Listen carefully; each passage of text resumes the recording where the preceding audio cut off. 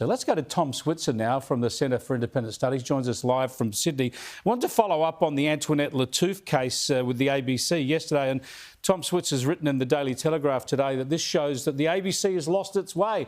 Thanks for joining us, Tom. Why does this show that the ABC has lost its way? Well, this was what you call an in-goal, Chris.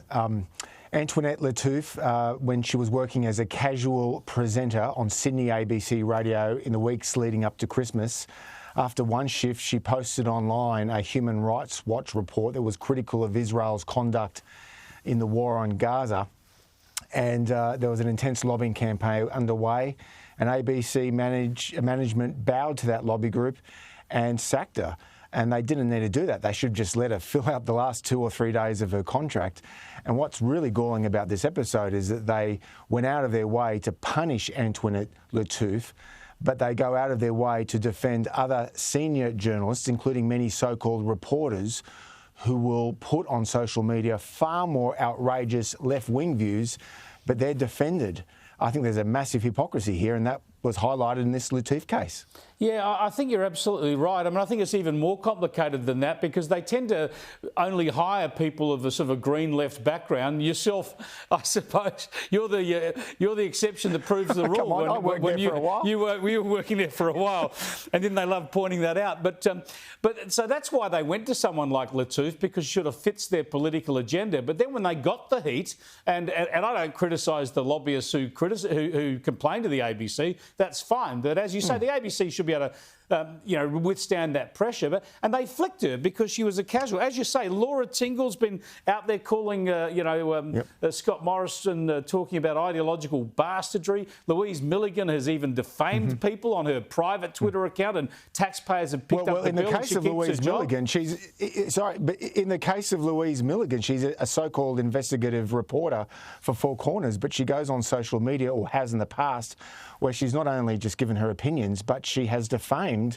in one case, a federal Liberal MP, and the ABC management went to great lengths to defend her. They poured resources in her defence, and then when she lost the defamation case, they paid $100,000 of taxpayers' money. Why was Milligan protected but not Lattouf? It's a double standard.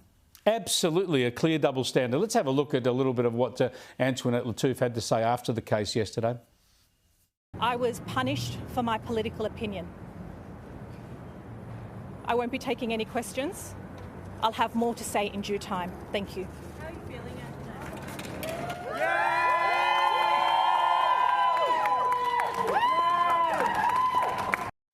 Yeah, now I have a little bit to do with Antoinette Lattouf. I used to have her on programs here. I wouldn't agree with her on many of her political views, but I support her in this. She was poorly treated. Good on her for standing up for her rights. And the ABC have made a martyr of her now, and no doubt they'll hear a lot more from her in public debate. But the interesting point, Tom, I want to get your thoughts on, is given that the federal court has said as an ABC presenter, she should have the freedom to express her political views publicly and keep her job.